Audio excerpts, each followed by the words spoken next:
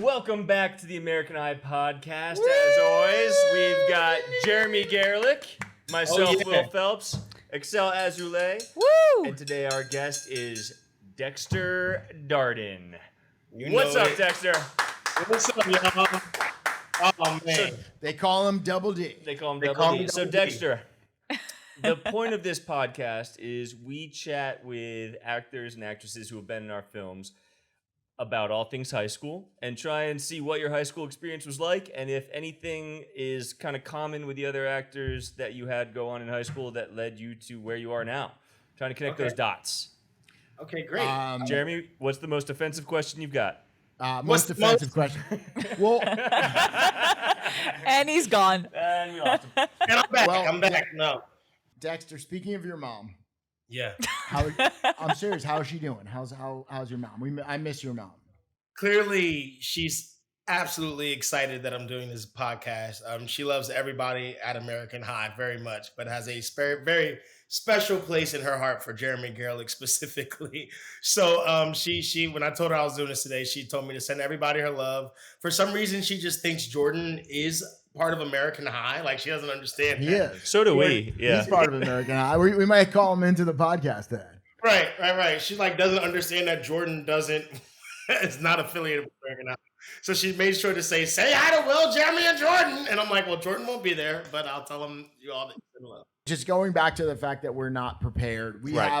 You've met many of our interns. A lot of American High is built on education and bringing people in who have never been around film before and giving them an opportunity to work. Part of our summer camper intern responsibility is doing the research. So everything that we're looking at right here comes from the summer camper interns research. So some of this might be totally wrong, off, weird, but we're just going to ask these questions as they come through. I love it. And we should start with a little shot. No, this is not a shot. This is like a sipping. Oh, this is a sipping. This is good. This is so maybe a little cheers. This with is Kevin Dexter. Hart's Añejo grand thing. Yeah, cheers. Cheers Out of the to bottle. you, Dexter. Oh, there you go. Cheers, Dexter. Cheers. Okay, Jeremy, come on. Well, we want this to be wildly entertaining and very funny. And the first thing that came up from our interns was living with sickle cell disease ambassador uses his experience living with sickle cell disease to advocate on behalf of the patient advocacy organization. Advocacy, a word that Jeremy can't even say. I can't even say. I can't read. You can't advocate for it. And Children's Hospital of Philadelphia. I have known you now for 4 years. More. 5. I don't know. I'm 175 years old. Six. I didn't know this at all. And this is actually pretty incredible. Tell me about it. Obviously, we're goofs, and we like to have a great time about everything. But sickle cell is a very serious part of my life, and it's so serious to the point where, and this is kind of an American High exclusive, I hid it for a long time when I started out acting, doing the Maze Runner movies, etc., because I didn't know if people even knew what sickle cell was and if studios can get approved for it in regards to health clearance. What is it? So sickle cell is a blood disease that primarily affects the African American community, but can really affect anybody from everywhere, where my red blood cells, instead of being shaped like a cylinder, some of them are shaped like a crescent moon. So wherever blood flows, if I'm not staying hydrated or getting enough oxygen, it can cause severe pain crisis. And it's also a disease that people don't really talk about. In COVID in 2020, I guess a lot of people got woken up to a lot of things. One thing that I really gotten awakened to was how important it is that somebody who is an actor like me with the platform that I have with sickle cell disease is advocating for the education of it. Mm-hmm. Let's be real, keeping it a buck with y'all. Y'all are my brothers at American High. Like, y'all are my family. Playing Muhammad Ali with sickle cell disease was not freaking easy. You know what I mean? Like, where most people can use HGH or use all these other supplements and do all these other things to form and change their body, I was on high protein and a gallon of water a day, making sure I got my turmeric and my like things to make sure that my body could even sustain the training. So like, I think it's now important that I do start talking about it more and do start bringing awareness and attention to not only the disease, but that I have it, because I've done 3 Maze Runner movies, 2 American High movies, and now just playing Muhammad Ali with sickle cell anemia, and it's not something that people even really know about. When did you discover that you had sickle cell anemia? So I was born with it. My mom and dad. Why would you? I'm sorry. I was ready to laugh, but then I was like, it's almost correct about how you would start this. You know what? Segueing into is how I got my start. That's the question. How did I get my start? I got my start at the Hole in the Wall Gang Camp, which is a camp for kids with special needs and blood diseases, founded by Paul Newman. No way. Kids with cancer, leukemia, HIV, sickle cell, hemophiliacs can all go for a week. It's fully funded by Paul Newman's products. So the lemonades, the salad dressings, all of that. The Caesar salad. Yeah, that's paid for a kid with sickle cell to go to camp for a week. And as a kid from Camden, New Jersey, who never really got the chance to do a lot of stuff, I got to swim for the first time because I could get out the pool and get in the sauna and not have a sickle cell crisis. Got to ride horses. And there's also this thing called stage night, which happens at the end of every week. And it's where a camper gets to go up and perform, do whatever he wants or whatever they want. And I just happened to go up and show Michael Jackson impersonation. Paul Newman saw the tape and called my mom and was like, hey, you know, your kid's got talent. And my mom was like, this is a lie. Click, hung up the phone. Didn't think it was No way. And my mom was like, somebody is pranking my kid. Like, what is going on? And then I ended up doing it. And so for the next 5 to 6 years, I did fundraisers for the Hole in the Wall Gang Camp while simultaneously going and being a camper. And then when I turned 14, Paul Newman, right before he died, was kind of like, you should do this seriously. Like, this is something that I think you have ability and talent into. It's something you should do. And I said, do you have any advice, any direction? He goes, auditioning is the job and booking the job is the reward. Good luck, kid. He's like, you want to do it? Go do it. Search out where you're from, how to do it. And I'm living in New Jersey, so I started searching out how to go and impersonate Michael Jackson in Atlantic City, and that's kind of how it happened. You know what I mean? And I think that's one of the beauties of what American High is doing. You're showing people how to do it where they are, and bringing Hollywood to Syracuse, not bringing everybody who's the most talented from Syracuse to Hollywood. You're expanding the knowledge of the industry with the people who can actually affect it where they are, and I think it's super dope. Well that's said. awesome. And just I want to put it out there, Dexter, because it's amazing. Paul Newman's one of my idols as an actor, writer, director, and mitzvah man. For like anybody who's listening to this, who makes a donation, is it just to the Paul Newman Foundation? Yeah, so you just go to the Hole in the Wall Gang Camp.org and it'll show you all about the camp. It'll show you all the kids that they've helped, and it'll show you that the camps are still going, and there's not just one in Connecticut now. They're all over the place. If you're buying salad dressing, you should buy Paul Newman salad dressing, popcorn, the Paul Newman popcorn, Newman's Own. And if anyone who's listening makes a donation and tags American High and Dexter in this, we will match whatever the donation that you guys are doing. Wow. So, GG. Dexter, it says here your comedy and drama idols are Eddie Murphy, Will Smith, Denzel Washington, Ryan Reynolds, Tom Hanks, Brendan Jamie Fraser. Foxx, Leonardo DiCaprio, Brad Pitt. Wait, why did it take so long to get to a white guy?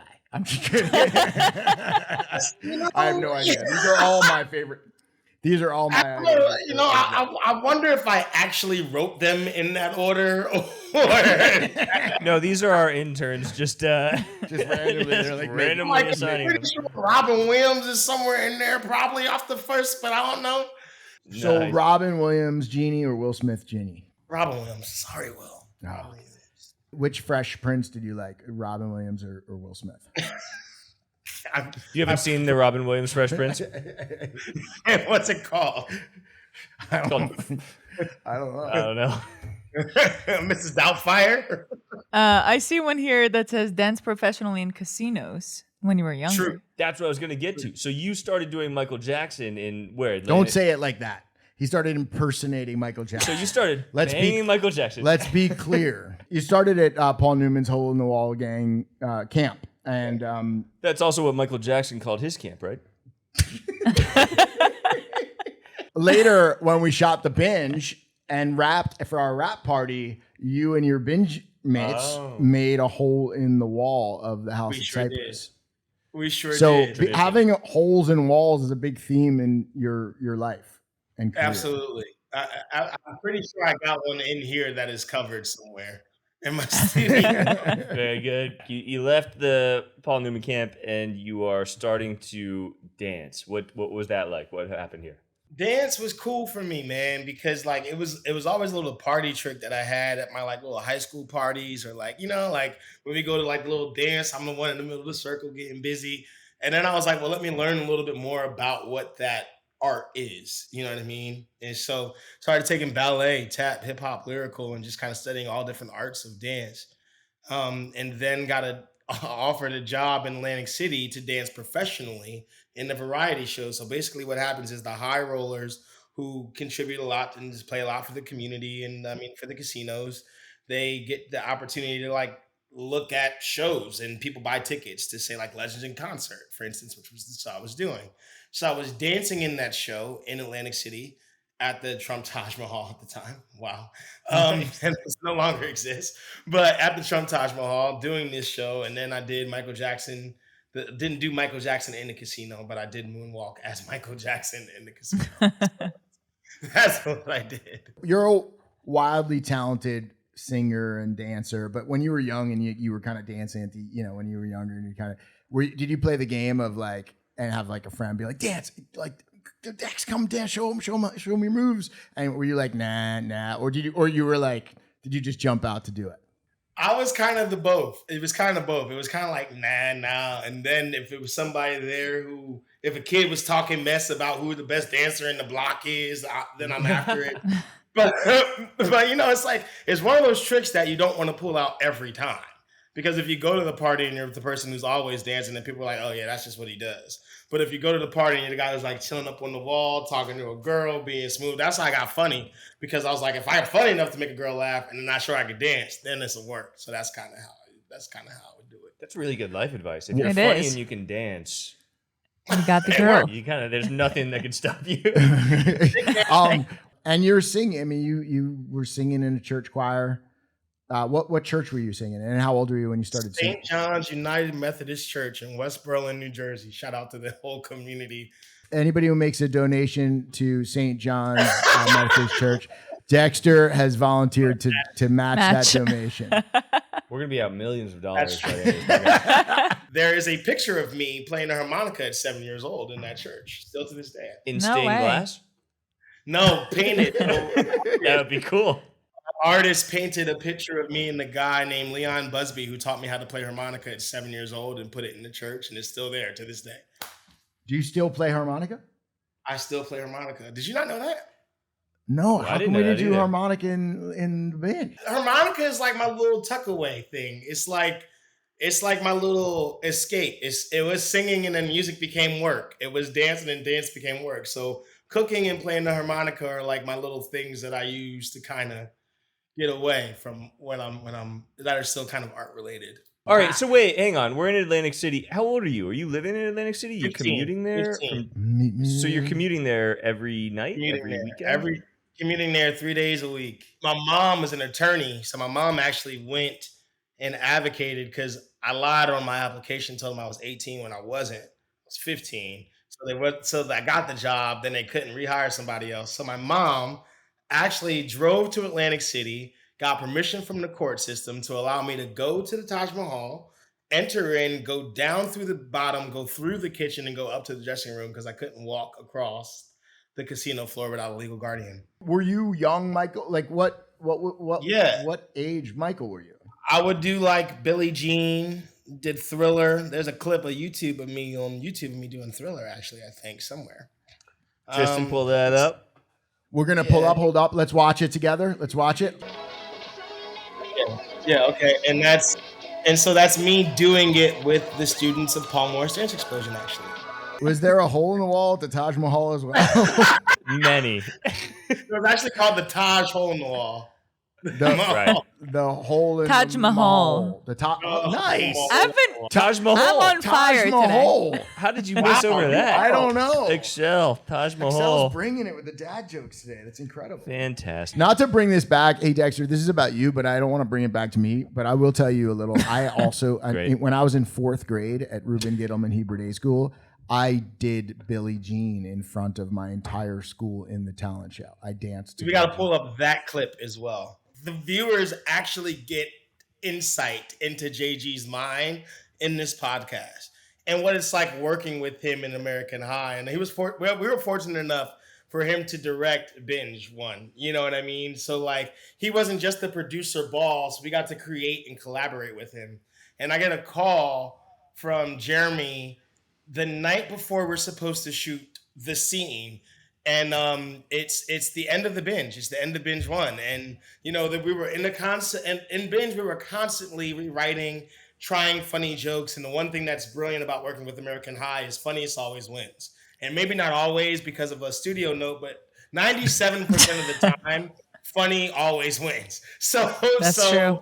Jeremy calls me back at night, and we were on nights, and I'm half asleep, and he's like, hey, you up? You got a second? I'm like, sure, you're the director of my movie. I have 80 seconds. Tell me what you need. And he's like, so have you ever seen Scarface? And I'm like, what the heck are we talking about? He goes, so the ending of the movie, you know how like when Skylar's supposed to say the alphabet and sing the Pledge of Allegiance at the same time? He's like, I like that. I forgot. He's like, I also want to add you doing the Scarface monologue, say hello to my little friend after snorting a amount of cocaine. And I said, okay. I said, great, Jeremy. Right. If it was anybody else's brain, I would have thought this is a lie. But because it's Jeremy, I knew, and because it's the Binge, I knew he was very serious. So I start YouTubing it. I'm like, JG, when are we shooting it? He goes, tomorrow. Tomorrow. We'll just shoot it tomorrow. When the alligator's there, when we get rid of the alligator bit, fine. Well, during the alligator donut. The alligator donut. You sound insane. This is the truth. He's like, the alligator has a hard out. So we'll shoot the first. And then we'll save your stuff for the end. So you'll have more time to work on it. And then we did it, and it ends up making the movie and being what it was. And it's one of my favorite moments of my entire career. But like, that's what it's like working with American High. I think you're really getting a very in-depth and giving the fans and the people who listen to your podcast a very in-depth view of what it's like working with you guys, but also the brilliance in the collaboration process and why stories resonate and make sense anyway. Do you remember how the alligator donut came to be? I remember exactly. We were driving back home from Just for Laughs. And that's what was so funny about the Binge is like... We were all hungover from like a hotel party the night before. And we were like, all right, we need more challenges. And I said, what if he has to get a donut off an alligator's head? And Jeremy's driving the car, almost swerves into traffic and goes, that's stupid. He's got to put a donut on the alligator. And we're all like, yeah.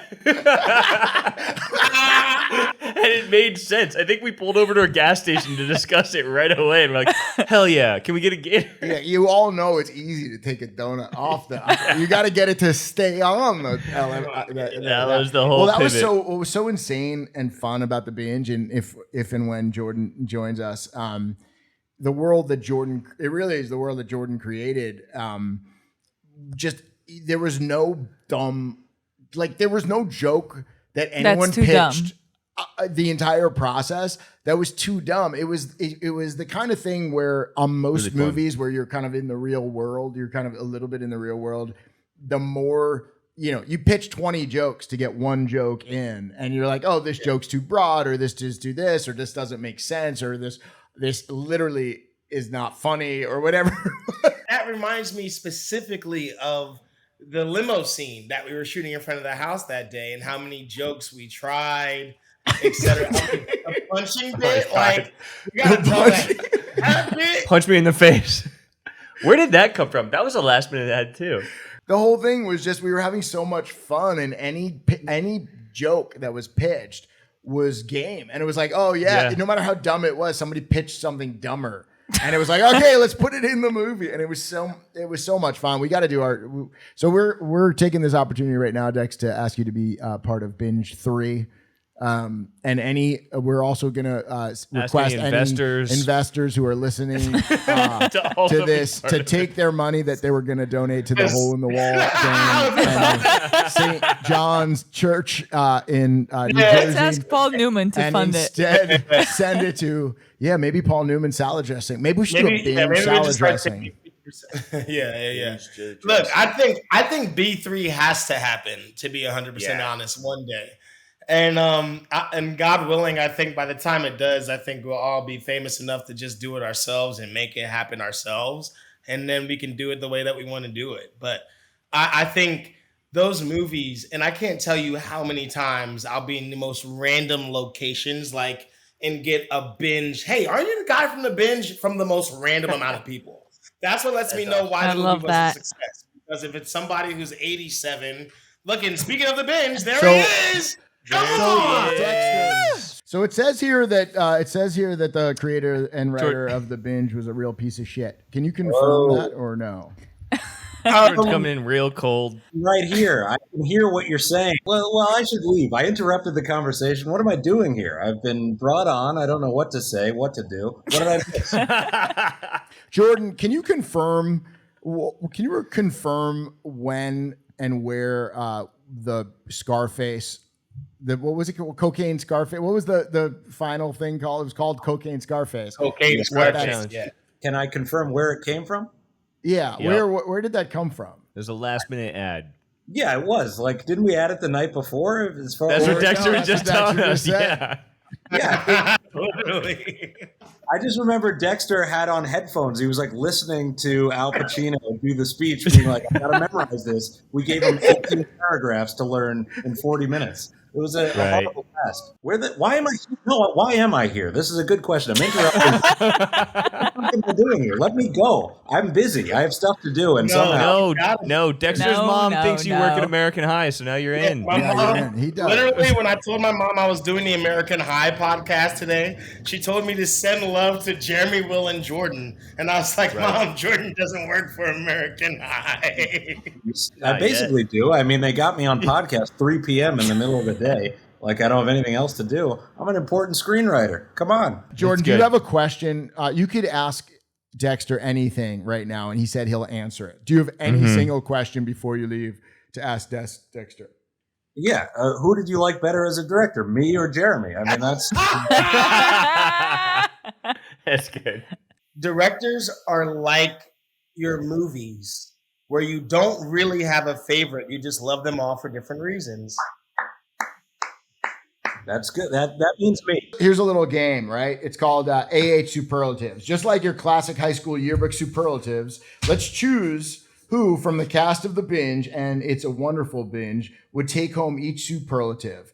Okay, who is the best dressed? The best dressed of the cast, I would have to say, is Marta. I think Marta just has a really interesting sense of style, and I think because she's so artistic from a photographer aspect as well as being a model, she knows all the right brands at the right time. So when you get past the khakis and the t-shirt and what looks like a surfer, you could see some really fly fashion. Jordan, class clown. Go ahead. Class clown had to be Nick Swartzen, because he was always screaming about farts and poop and made me laugh. Funny guy. Dexter, most athletic. Tony Cavallero. I'm athletic, but Tony's like a Michelin man. I don't know what a Michelin man is. That's a doughy guy. He sells tires? He's a bunch of marshmallows. He sells tires. Yeah, Tony sells tires. He's pretty jacked. Most likely to stay home during the binge.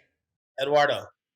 Yeah, Eduardo. He doesn't partake. He just wants to play Game Boy and have some fun solo. Play PlayStation. They're all like, no, bro. Which, Dexter, out of the movies Binge 1 and 2, which one do you regret doing the most? 1, because it led to 2. There you go. 1 because it led to 2 for sure. Hey, combined on Rotten Tomatoes, they have 46%. So it's not so. Not so bad at all. I remember, so we were brainstorming, and this The was hummus. Vince and Jordan and I, we were brainstorming in also at I think we were at the Marriott and Marriott, just recording always. all the sessions. And Vince was going through his process, and he's like coming up with stuff, and he was doing the hobbies, and he said, "I've got 2 hobbies. One, I like my carving, right? I love making my homolds, right, and my woodworking, right? Woodworking, right? I like the homolds."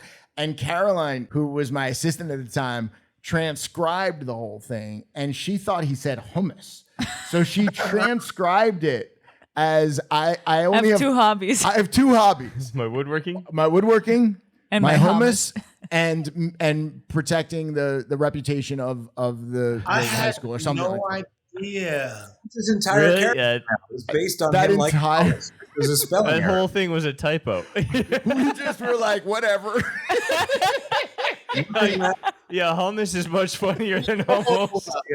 His hobby is hummus. No way, dude. None of us knew what Humboldts were, so I guess I they didn't basically. either. Yeah, I didn't know what it was. Little but he's- figurines. We all thought he said hummus, so then it was a typo, and we're like, all right, it was funny with hummus. Let's just, and then the hummus is in through every scene. Yeah, the second scene of the movie, he's just mixing hummus. He's talking about how he uses toilet water. There's no Literally nothing mattered. We'd show up to set and be like, what nonsense. I remember we would have to call the prop master at 6 a.m. for a 10 a.m. call time and be like, listen, bad news. We need 10 gallons of hummus and like a bald eagle statue now. And he'd be like, what? And we'd be like, yeah, we wrote some stuff last night. But it was also the first movie we were doing with Hulu under our new deal. And they had no idea. Like, they literally had no idea what was going on and what was happening, and they were totally lost. And we weren't sending them script pages because we didn't have script pages. Like, they didn't want to, like, for sure everyone's like, you gotta pull that musical out, and I was like, we're not even sending them, like, we're not even gonna send them the musical because they're gonna make us pull it out. So we just said in the script of what it just said, like something like great musical to be written and performed here, like, and so just I don't even know where I was going. One of those random moments that people love anyway. Yeah, if you go to Letterboxd and read the reviews, like every comment is about the musical. It's like the most thing that stands out the most by far. Yeah, no, Dexter's an incredibly talented singer and dancer, and that's how he got his start. But one of the things that we love to do, and Jordan does as a writer and director, is like we find the talents that people have, and we're like, let's just use those talents. I wish you would have told me you played harmonica, Dexter, before. B3. All right, so let's get back on track. Dexter, where'd you go to high school? What was your high school? Were you working? Victory Christian in Williamstown, New Jersey. The high school was a private school and no longer exists. It was attached to a church called Open Bible Baptist Church.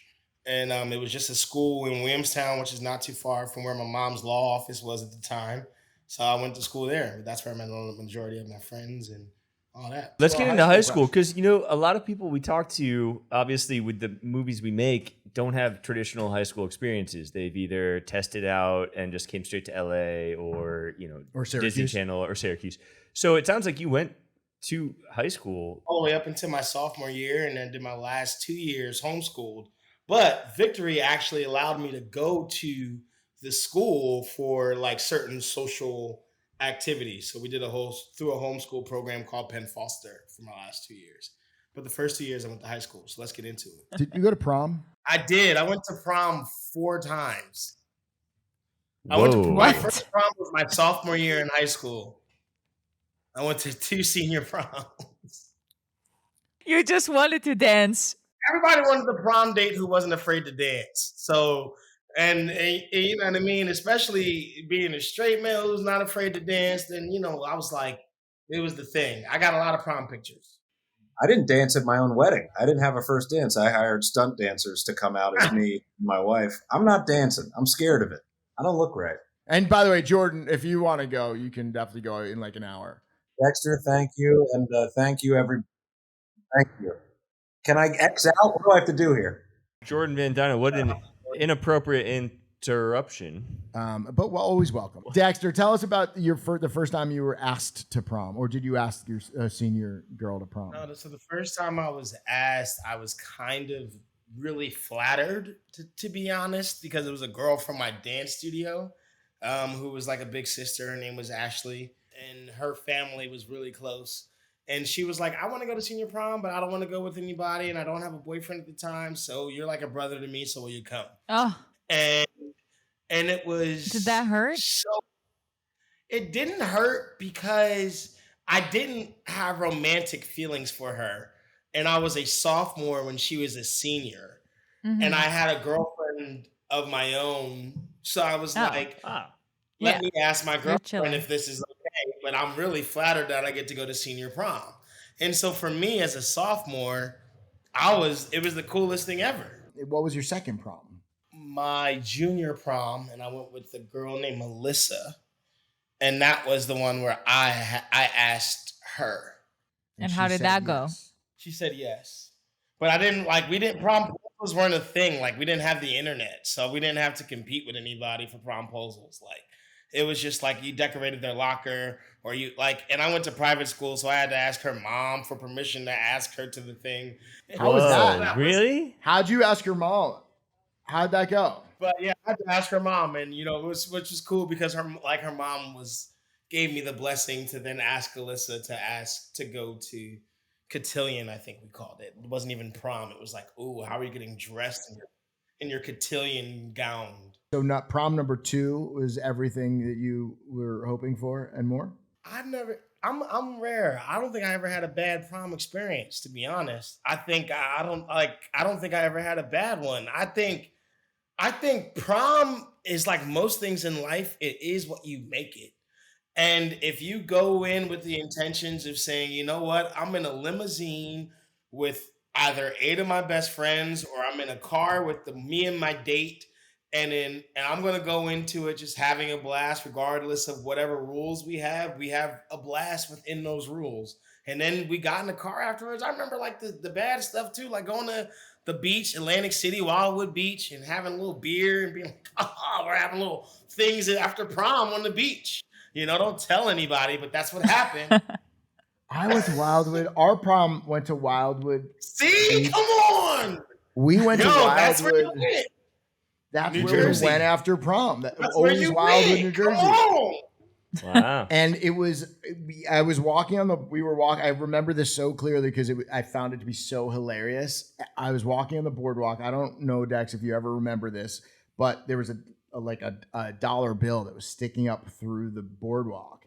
And I was walking with my friends, and we were walking, and I'm like, oh my gosh, dollar bill. And you go to reach down, and it disappears, and then all of a sudden you hear like tons of laughter, and there are all these like guys on the side like hysterical laughing. There's something like a kid underneath the boardwalk, and they like go like that as you're walking. So literally for the next like 6 hours, my friends and I just stood there and like we stood there on the side and just watched people try to do this. It was very funny. I wonder, I'm sure they're still doing it and putting it on YouTube. People still do that. They still do it. Kids still do it for sure. The newer thing, have you ever heard of Poop Dollar? Yeah. Anyone? Poop Dollar. Them too. Poop Dollar. Yeah. What's that? Poop Dollar, you put a little bit of poop on a dollar. That's and gross. It's gross, but you put it on the sidewalk, and then everyone sits there, and then when someone picks up the dollar, everyone screams, "Poop dollar!" And the person holding the dollar has to decide if they want to keep it or not. It's great fun. Awful. Yeah. Is that not what you... That the Binge cast played, speaking of Poop Dollar. Did you guys play Poop Dollar? Poop Shoes. We played Poop Shoes. So how Poop Shoes works is, how in American High, which is really inclusive, at first you're extremely perturbed when you're an actor and you get a contract and it says you don't have a trailer. You're like, what do I mean I don't have a trailer? Like, I hated it. And then they're like, no, but American High has these rooms at the school where you can make it your own. Da, da, da, da. And so then you get there and you do make the room your own, and it ends up being the best. And me and Eduardo were shared a room, and Skylar was across the hall. So anytime we had a break, the three of us were always together. And the guys do a really great job of making sure we can make the room our own. So they got us like a Nintendo 64. We were playing we were playing Super Smash in between our breaks. Like, you do what you do to make your room your own. So we ended up having a great time in our rooms. But you have to share a bathroom because you don't have your own bathroom in your trailer. You have your rooms and then everybody shares a bathroom. And so what happens is you end up sharing the bathroom with certain members of the crew who think they could just sneak up there and have a poop and then come down because the cast is not going to be there all the time. So then what you do is you look at, so what I did was, it was a game we used to play in high school. You look at the shoes underneath the stall, and then whoever can identify the person on set, it has to be on set, in the poop shoes, you take a picture of them, you bring it back, and you show them to your castmates, and you say, these are the poop shoes. Whoever has the shoes. That's genius. And so that's what we did in the American High. So if you want to continue OG American High traditions, you should play poop shoes. Let's get into the world of first, and Will is going to explain why. Well, it's because all of our movies, whether it's high school, college, whatever it is, it's a world of firsts. That's what makes high school so fun, and that's what makes our movies so great. So with that, Excel, hit it. What do you got? What's the first? Dexter, what was your first kiss? Like the one that counts, or like the elementary school when you just learn. Like not the hole in the wall kiss, the other one. Not the Rod Temperton. Yeah. My first kiss was at on a haunted hayride, 7th grade, and I just went forward and committed. It was like around that age where our parents finally let us like start doing things for the first time, like going to the mall together for the first time and like doing these things. So, and I had good friends my mom trusted. So we all got together. It was 8 of us at this picnic that was happening at the school called Open Bible Baptist Church, which is where I went. And they let you do a hayride. Like they let you go on a hayride. Everybody like got off of the ride, and like we got off and like we walked through the maze. And then in the middle of the maze, I like kind of grabbed her hand and like snuck behind the corn and was just like, we just kind of stared at each other for a little bit. And I was like, and then boom, that was it. It was just a kiss. And then we both were like, ooh. And then we kissed again. And then we got back out and held hands and went through the rest of the maze. Was she like, one day you're going to be in a movie called The Maze Runner? Right. God was trying to tell me something there. He's like, get used to it now. Your first kiss and your first trilogy all have to do with mazes. Yes. Were you planning this? Was this someone you had a crush on and you're like, this is the movie? Yeah. She was like my first real girlfriend. Like she was the first girl I remember asking out.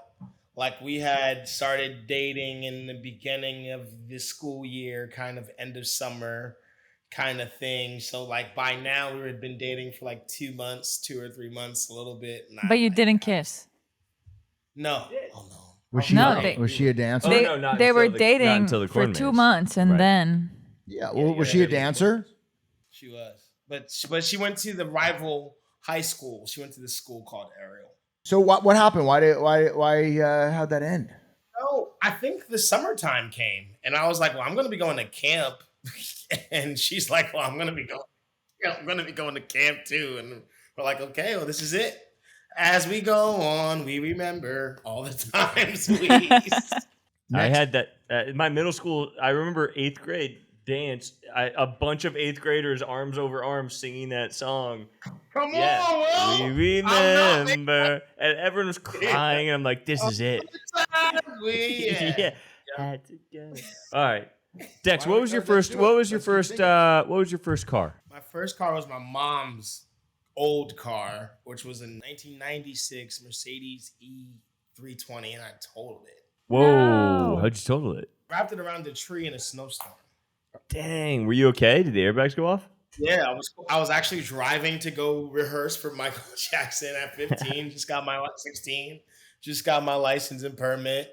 And a car in front of me, and as a kid, a car in front of me was a truck, came in front, cut in front, hit a piece of ice and fishtailed. And when you're a rookie driver, you slam your brakes, which is the last thing you should ever do in the snow. So I slammed my brakes. They liked up. Car spun, and I wrapped it around the tree. Totaled it. Once the accident happened and you cried and it was like settled, what were you? Did you have to go to the hospital? Did you? The worst thing ever. Call my mom.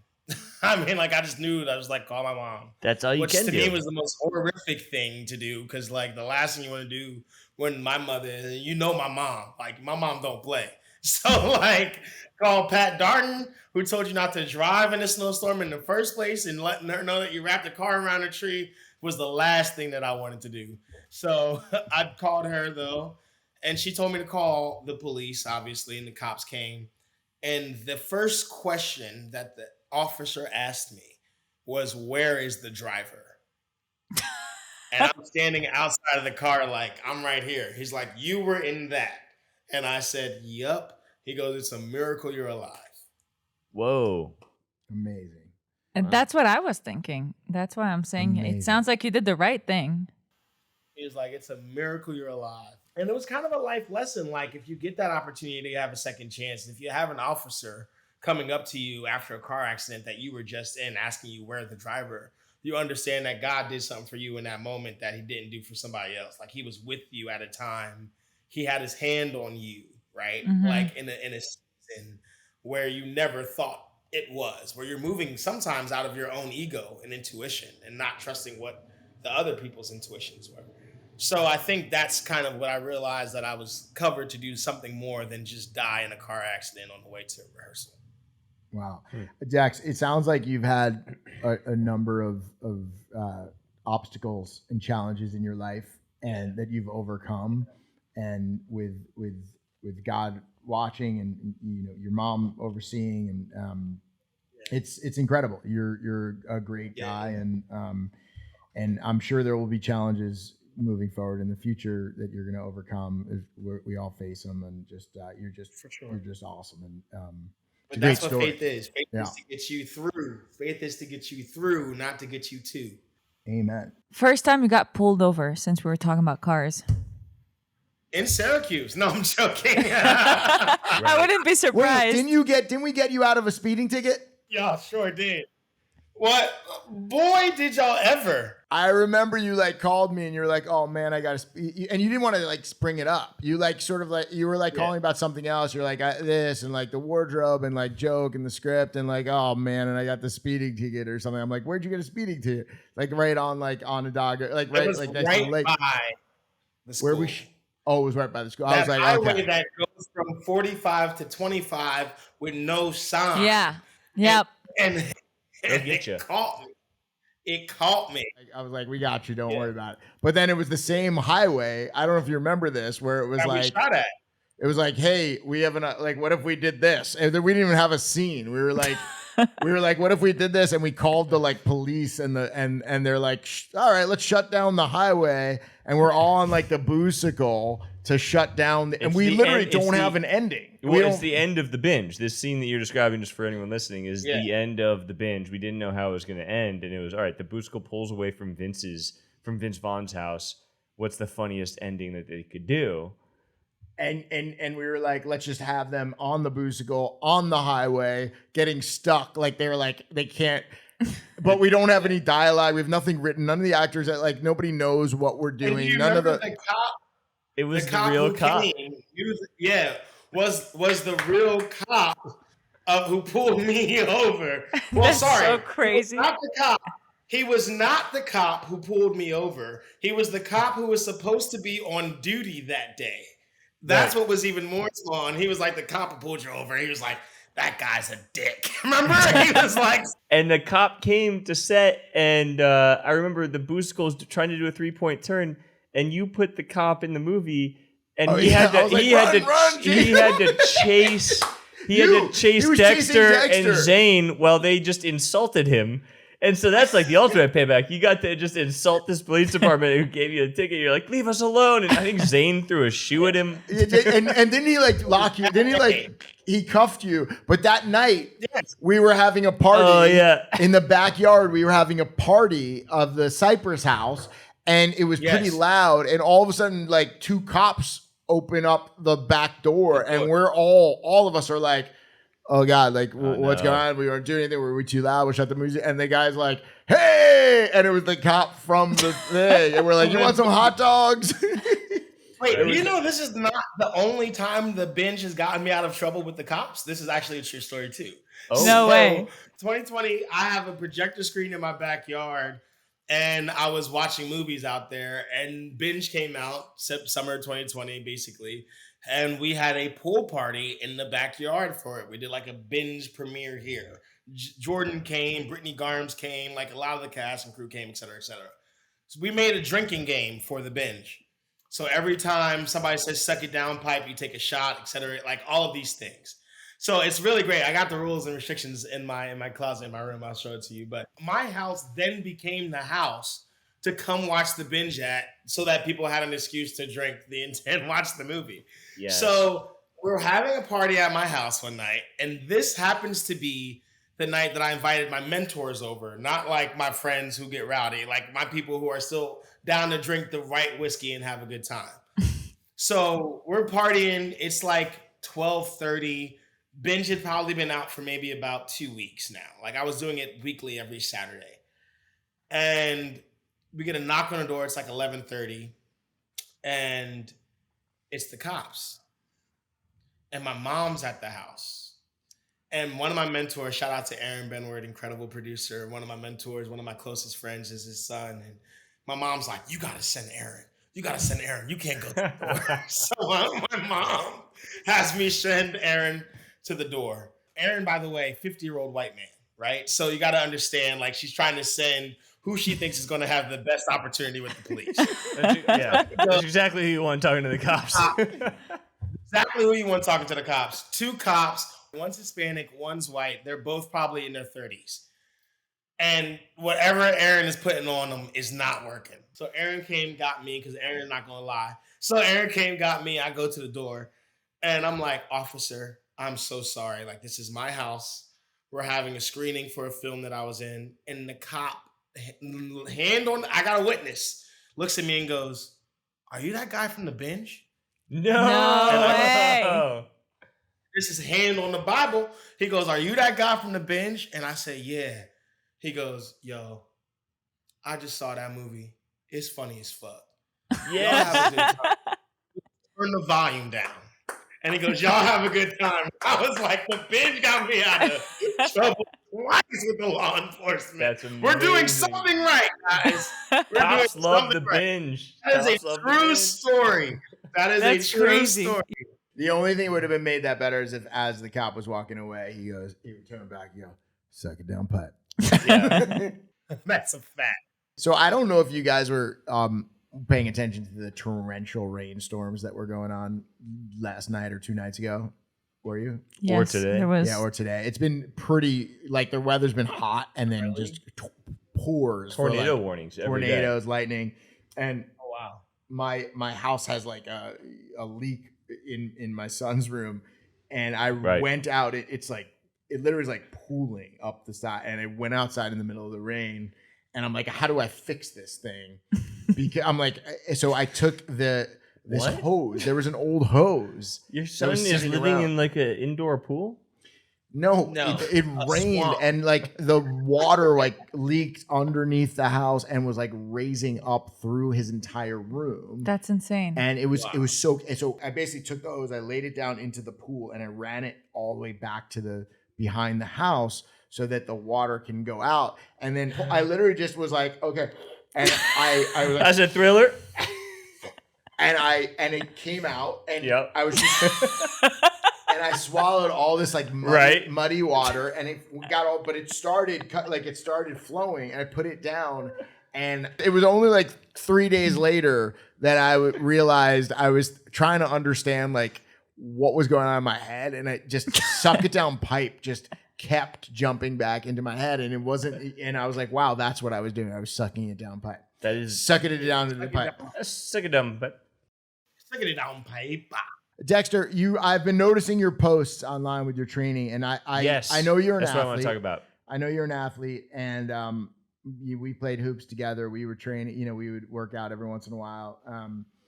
And I used to box, and I've been seeing your moves, and obviously, like dancing translates to Muhammad Ali, translates to boxing, but you're, completely like as a heterosexual man, your physique has really changed. I really fell in love with the gym in the last 2 years, but Ali woke me up in a way that I had never really been working before. I mean, it was 9 to 5 every day, all day, even if I wasn't on set. It was wake up, you get to the gym 9 to 9:30, you stretch and warm up. 9:30 to 11 is 45 minutes of cardio, 45 minutes of boxing.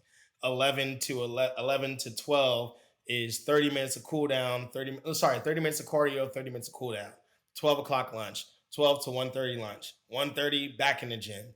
Then you're working out again, and then you're going on over choreography for the last 3 hours of your day until 5 o'clock. That's so insane. And that was every day. I was the third person who they casted after Kevin Hart and Samuel L. Jackson because they needed Ali to start trying to figure out who would be boxing and who would learn the choreo, et cetera, et cetera. And that was a big part of why my physique started to change, I think, in the eating and working out simultaneously. And in this last month, I'm taking it as serious as I can too. So I'm looking forward to it. I know that you're doing this with Heartbeat and Kevin Hart and all that. Did you ever talk to Will Smith and kind of see what his experience was like playing Ali? So I didn't get the chance to talk to Will before, but Will is one of my idols. I mean, growing up in South Jersey, close to Philadelphia, everybody, if you're even remotely funny, they're comparing you to the Fresh Prince of Bel-Air immediately. So, and it was one of the things that I really wanted to do too was craft this Ali specifically. Like, this is not his entire story. It's not a biopic. This is focusing on his first fight after military suspension primarily, right? Muhammad Ali's first fight in Atlanta, Georgia was the only city to grant him a boxing license because he didn't want to go fight in the war for his religious beliefs. So Atlanta was the first city because they were on the forefront of Black inclusion to grant Muhammad Ali a boxing license after being stripped of his title for 3 years. So this show is really about what happened to Ali throughout that time and the party. And also the same night as the Ali fight was one of the biggest crime heists in the history of the city of Atlanta. And so it all happened because of the fight. So the story Fight Night is kind of telling you the true crime story behind what actually happened for real in 1970 when Ali was there. Man, that sounds amazing. I can't wait to watch it. Yeah, the movie comes out in October. September 5th. It's a television show, so it's a mini series. So Kevin Hart plays Chicken Man, the guy who plans the fight party where everybody was, where the robbery happened. And Samuel L. Jackson plays Frank Moten. Character changed from the man he is actually playing, who's Frank Lucas, who Denzel played in American Gangster. Okay, all right. And Don Cheadle's in it too. He plays Detective J.D. Hudson, who was assigned to be Ali's security detail, and also assigned the investigation on the case of the heist that happens the same night. So it's a really interesting. That sounds awesome. What a cast! Did you train at Wild Card? Where were you training? Who was your trainer? Was it Wild Card? I trained a little at Wild Card. I did a lot of training with Peter Lee Thomas, who was my guy, and we just kind of popped around gyms, but he was my strength and conditioning coach on the show. What did you eat when you rapped? I went straight to a hibachi restaurant. Yep. I rapped and I went straight to get some hibachi food. It's my all-time favorite. And I was like, what will be closest in transition to heavy protein and 1 cup of rice that I've been eating, heavy protein and 3 cups of rice that I've been wanting to eat. So I went to a hibachi restaurant. Yeah, I got the steak, the shrimp, the chicken, extra fried rice, and a sushi roll. Come holla at me if you want it. Yeah. Did the guy put on a show? Did he set the fire to the onion thing? Yo, I needed the whole kit and caboodle. I need you to be a heart.